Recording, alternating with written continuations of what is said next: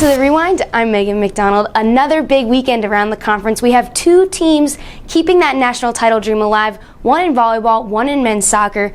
But before we get into that, let's take a look at the final bracket of the volleyball tournament. Check it out, 2 upsets in the first round. What a way to start the tournament. 6th seed UTRGV swept 3 seed Utah Valley to advance to the semis, and 5th seed UMKC beat 4th seed Seattle U on its home court.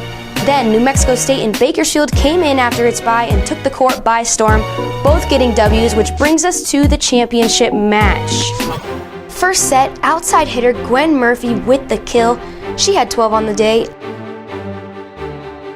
Check it out, Andrea Tawahi with that point. This senior duo was unstoppable. There's Murphy again and Tawahi one more time with another kill. The senior finished the match off with 10 kills, and the Aggies swept the runners for the WAC title. Check it out, New Mexico State hoisting up the WAC trophy, moving on to NCAAs.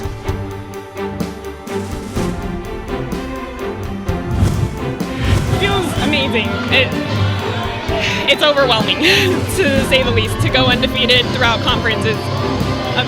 I can't even describe the emotions I'm feeling right now. I'm flooded with emotions about Natalie being hurt, and I'm flooded with emotions about winning. I'm so proud of my team right now. You know, I think this is a team, if healthy, that we can get deeper in the tournament. And I hold it over their heads all the time. I wear the 08 ring because they won the NCAA tournament game, and they're determined to get it done. I think they will.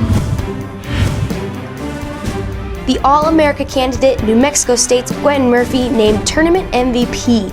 The senior led the Aggies all weekend, including the win over the runners for the WAC title. In the championship match alone, Murphy racked up 12 kills on a .435 hitting percentage and 3 blocks. Here's the full tournament team: Bojana Mitrovic from UTRGV and Seattle U's Martina Shamadan. No surprise, the 2 from Bakersfield and New Mexico State. That's Louisa Martins, Kelsey Sawyer, Andrea Tawahi, and of course, the MVP, Gwen Murphy. Congrats again to New Mexico State for advancing to NCAAs. Speaking of NCAAs, 2 teams from men's soccer advanced and played this weekend. That's Seattle U and Utah Valley. So let's take a look at how that turned out. Seattle U taking on number 25 UCLA. 39th minute, the Redhawks on the attack. Nick Prasad sending it up to Hamza Haddadi. It's just him and the keeper, gets a bounce, and there it is with a slow roller goal. And Seattle U is up 1-0, and that's where it would stay. And the Redhawks win the NCAA tournament second round. This was SU's first ever win over UCLA, and it couldn't come at a better time. The Redhawks are tied with Creighton for the most wins in the nation with 18.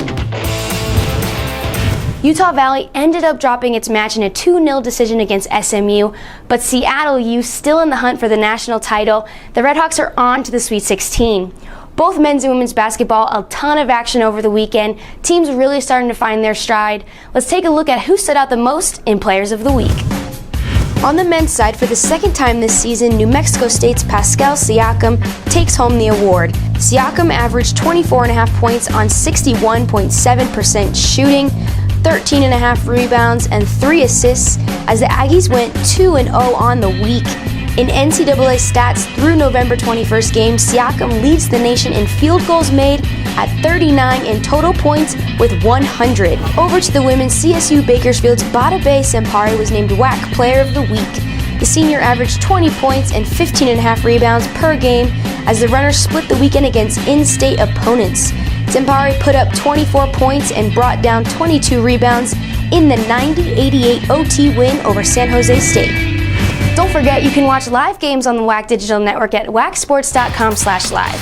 For more information, check us out at wacsports.com or follow us on Twitter and Facebook.